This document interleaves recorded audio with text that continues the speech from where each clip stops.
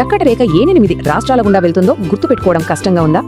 పర్వాలేదు, దీనికోసం ఓ అద్దిరిపోయే cinema trick ఉంది. ఒక్క వాక్యంతో 8 రాష్ట్రాలు, అదేలాగో చూద్దాం. ఓకే పదండి, ఈ ట్రిక్ ను ఫాస్ట్ గా డీకోడ్ చేసేద్దాం.